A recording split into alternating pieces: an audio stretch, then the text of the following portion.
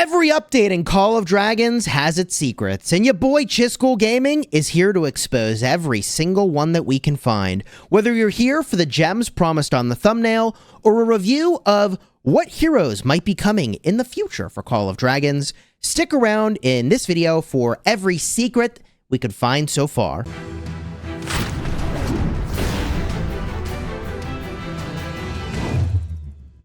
Hello my friends and welcome back. I'm Chisgule Gaming, and today's video is sponsored by the makers of Call of Dragons. And I actually think I might be the only person who has uncovered the secret 100 gem trick by clicking on Kella. That's right, when you open up the calendar, and the calendar is a new thing that the developers added recently, you can click on her a whole heck of a lot, and she'll go through a series of dialogue. And look, I did not know that this was here. I just played enough Warcraft and other games back in the day to know that when you click something and there's a dialogue where it's interacting with you, you should see what all the dialogue options are. So I kept clicking until it ran out of dialogue options, and when that happened, she gave me 100 gems. And if you don't believe me, all right, let me show you the footage. I'm gonna be honest with you, if this little trick doesn't deserve a like and a subscribe to the channel, I genuinely don't know what does. This is another player who I clued into the trick. His name's Duz. He's one of the leaders of the Blood family of alliances, which is what I play in server 32, and he clicked on Kella until she gave her gems. Let's freaking go, baby. There it is. You saw it on your screen. You tap on Kella, you get 100 gems. And hey, who doesn't want 100 gems for free? You like that trick? Do me a favor, throw a like on the video and consider subscribing to the channel. And while this calendar Easter egg is really cool, the thing we're all here to talk about is the future of the game. What's coming to the game, Chisgule? And hey, they changed the way that these season-based tokens work now. In fact, they even changed the name. And it might seem really small. It went from S to G. But what did S stand for before? I think it meant seasons. And what do they have here now? They have G, which I think stands for generations. And I think that the generation notation indicates a shift in power level of the heroes that you can expect to get. And this is significant for many reasons, because when we were playing in this season, I thought, man, I'm going to get these S2 tokens. Now they're G2 tokens. And like, I can only use them on Freygar and Sindrian. And like, maybe something will come in the future. But great news, if you go into your inventory, you actually try to use one of these tokens, you'll see all the options for things you can recruit. And hey, you could go back and recruit stuff from Season 1, but I think that would be a tragic error. Don't do this. Man, big tip number 2 from your boy Chisgule Gaming in this video. I'm dropping them like crazy. Do not use G2 tokens on G1 heroes, especially because the majority of these come from the gold keys. Oh my God. Because here's the real deal. You ready for this?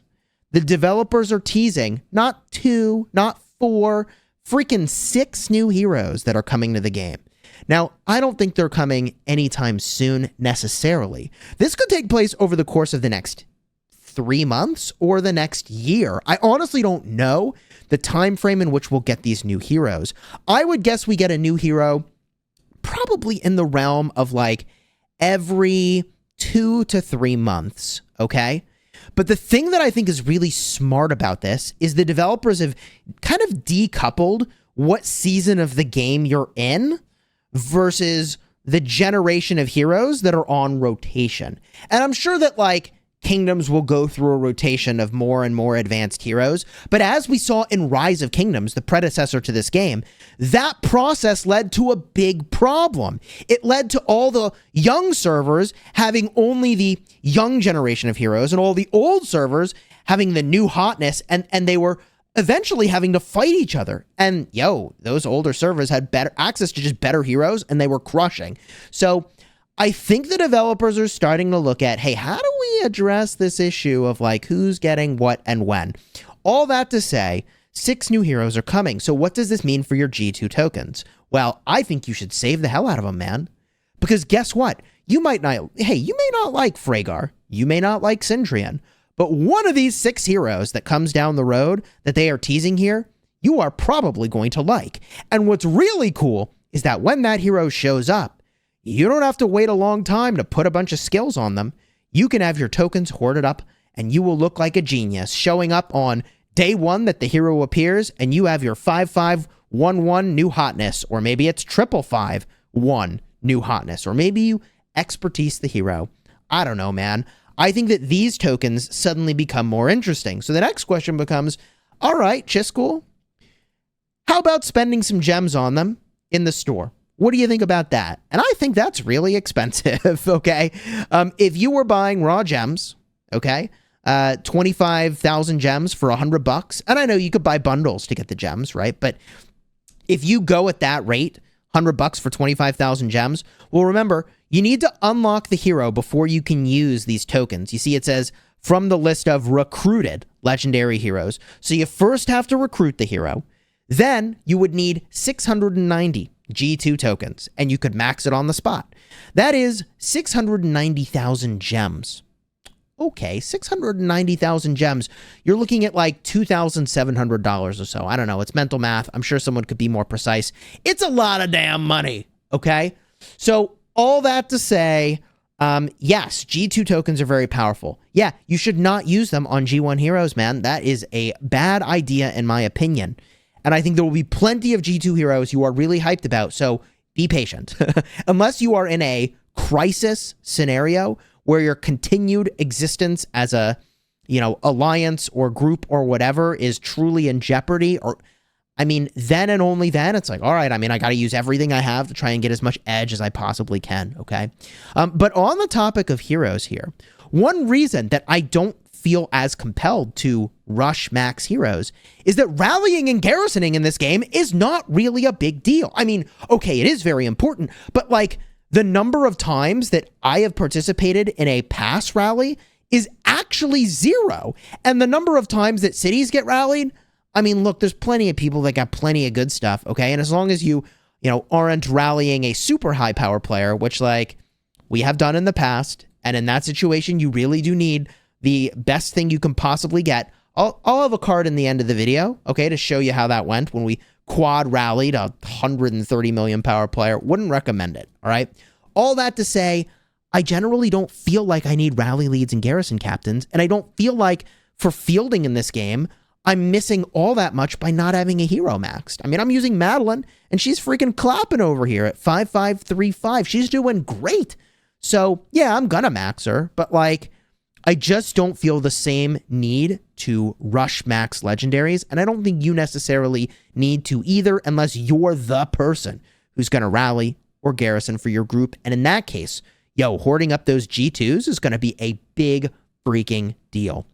On the topic of big freaking deal, all right, when we go to look at the legendary artifacts that are now available, there is one more legendary artifact available. It's all the way down here, and that is the Goldcrest. Now, I have reached out to support to get clarification on how exactly this works. My impression, and you can see it in the picture here, is that if you use Goldcrest on Freygar, the artifact skill damage is increased by a damage factor, and you will immobilize the target. And we know that this is enhancing the artifact skill damage because you see it here in purple. I think that's the second number that's showing up in this image. So I can't say exactly how this works, but I've seen a few takes where people are like, oh yeah, it makes Freygar's active skill do more damage. That's not what it says. It says damage type, artifact, skill damage, physical, damage factor 900. So I think the Goldcrest is going to be good on Freygar specifically, but I actually don't think the effect overall on the Goldcrest is that strong. It's not area of effect damage, okay? And yeah, you immobilize a target. Like, that could be really good for escaping or trapping someone, but like, when I get into a big fight that defines who wins or loses the server, where there's hundreds of marches on the field, this doesn't seem like it's doing the thing that I need. I'm not saying it's bad, and I think it could potentially be extremely good in the new game mode, which is what we need to go talk about now. The old 30 versus 30. Hello, baby. We've got our Ark of Osiris, and it's called Roots of War.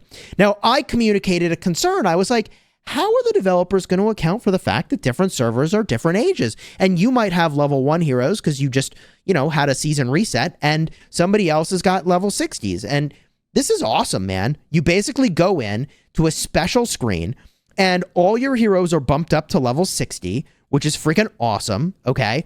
I don't think I can unfortunately star up heroes, so that's a bit of a rip. So I have a level 60 Sentry and 1 star. GG.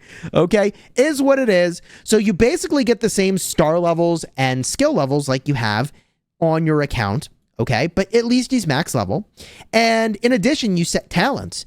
And what's really cool is they're like, here, we'll pick some talents for you. If you want, hey, yo, just go with one of our talent selections. Alternatively, you can manually apply the talent points, okay? Or you can go in and use one of your existing builds. This is my imported build, which is kind of cool. And boom, you're good to go. I think this is really cool, man. I think this is really cool. I like that they give you some build options, but I always think going with your own talent build is going to be better. Even though my current one looks a little bit janky, let's just not look too closely at that. Okay, it's going to be fine. All right, it's going to be fine. So I like that all that works that way. And similarly, the artifacts are the same way. So you have all your artifacts level 60, which is pretty dope. But whatever star level you have them at is what they will be at in this game mode. So there's definitely some value toward the end of each season to star up any artifact that you think you're going to use in the new Ark of Osiris game mode over here. Ark of Osiris is from the game Rise of Kingdoms, what this is based on. Here it's called Roots of War, right? So toward the end of the season, when you have excess dust, use it to sort of star up all the artifacts, again, that you think you might want to use in here, so that in a future season, when they're all level 1, you can still use them at level 60 and have the maximum number of stars that you would have unlocked, which is pretty freaking cool, man. Now, the other thing that's really cool is the sort of map design itself. And I don't want to spend too much time talking about this, but I really do want to spend some time because I think it's so awesome, right? So you have a 30 versus 30 situation here, 2 teams. And there are several noteworthy things. First of all, this is a triple flag. I love it. 3 neutral flags is a cool game mode. And you have to take the neutral flag and bring it back to your structure. One of these days, I hope that the developers release a mode that, I mean, look, I just played a lot of Halo, okay? So these are neutral flags, and they're flags because you bring them to your side. But I also like neutral bomb, where you have to capture it at an enemy structure. I think that would be a really cool idea for a game mode here, but that's not what we've got. We've got triple flag, and that's cool. Here they're called life stones. You have to deliver it to one of the structures that you own, and that gives you points. Sweet. In addition, we've got buildings that score a lot of points, 4 of them. In addition, we've got 1 building on each side that gives you attack and defense. This is very much like Rise of Kingdoms, okay? And then we've got a building that gives you elixir production speed and Legion hit points for all members of your team. This is really interesting because I think this building gives you some free healing. Yo, that's pretty cool. And hey, Legion hit points is great. So I think this building is really interesting. In addition, 4 buildings that give you vision. Yo, I love this. I love that there's fog of war and you just don't know what's coming. That is going to be so good in this game, especially when units can fly, bro. Or heck, you can cloak them. Right? You can cloak something. Very cool. I really think it's so important. I'm going to emphasize this again. This is the big takeaway, the real insight. At the end of your season, level up all of your heroes. Star up all the heroes you think you might want to use in this game mode, okay? Because it's going to potentially be really cool. The only thing I have as a question that I haven't actually seen in the rules is I wonder if there is stamina in this game mode. Do heroes have stamina? I would assume that they don't. But if heroes have stamina, then that would be certainly an interesting restriction here. Definitely let me know down below in the comments. I'm not going to waste your time trying to figure that out now, but I do think that's really interesting. Also, the total number of points that's available to score is here. And what I also find really interesting about this is that when you get kills, you score points. So this is really dynamic when compared to Ark of Osiris in Rise of Kingdoms, because slaying, even if you aren't getting objectives, is going to score points. And we'll have to do some investigation to see, realistically, how much is this worth, okay? Defending is actually worth more points than attacking. That's interesting. So there's going to be some nuance to, what portion of their total score this ultimately is, and I think it could be non-trivial. So very, very cool to see all of this, and I'm so hyped for this game mode. Consider subscribing if you haven't already, because I'm going to cover all this stuff very in depth. Your initial elixir healing is 0. So this word initial is really interesting because it tells me that that other building is going to give you free elixir healing, but you can also resource heal, which is really expensive, and you don't want to find yourself in that situation, even though the rewards probably are kind of like worth it. If you win, you get 10 legendary tokens, which is, hey, that's pretty legit, man. That is pretty legit. Love to see it. Now, there are a bunch of other minor things that went into this update, but I'll be honest with you, like, the thing that I'm actually really hyped for is the war pets. Like, I really want a war pet. I am so pumped for that.